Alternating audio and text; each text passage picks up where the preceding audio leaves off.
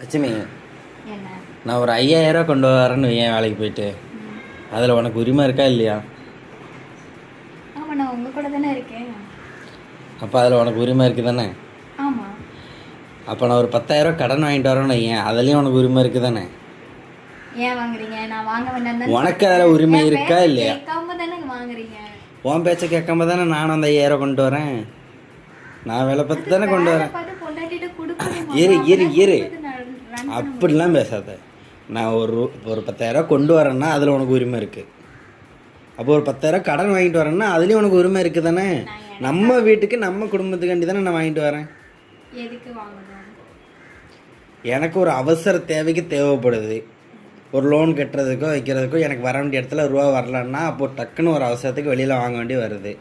அப்போ வாங்குகிற இடத்துல திரும்ப கொடுக்க முடியாமல் போச்சுன்னா அந்த கடனுக்கு நம்ம 2 பேரும் தானே பொறுப்பு இல்லையா? இல்லை கடனுக்கு மட்டும் நான் பொறுப்பு, வர்ற துட்டுக்கு நீ மட்டும் பொறுப்பா? இதுக்கு பதில் சொல்லு. இன்னொரு இடத்துல வாங்கி இன்னொரு இடத்த கட்டி அப்படி கடன் அப்படி இது பண்ணக்கூடாது, சரியா? நான் கேட்டது ஒரே ஒரு கேள்வி தான். நான் கேட்டது உன் பிறந்த நாள்லாம் தூரப்பட்டு நான் அதெல்லாம் ஒன்று சொல்ல, அதெல்லாம் முடிஞ்சு போச்சு. நான் கேட்கறதுக்கு பதில் சொல்லு. இன்ன வரைக்கும் நீ பதில் சொல்லலை. இன்ன வரைக்கும் நீ பதில் சொல்லலை. ஒரு 5000 கொண்டுட்டு வந்தால் உனக்கு அதில் உரிமை இருக்கா இல்லையா? அப்போ ஒரு 10,000 கடன் வாங்கிட்டு இருந்தாலும் அதுவும் உனக்கு உரிமை இருக்குது தானே? இந்த அடைக்கணுங்கிற ரெஸ்பான்சிபிலிட்டி உனக்கும் உண்டு தானே? ஆனால் நீ அப்படி பேசவே மாட்டேங்கிறிய.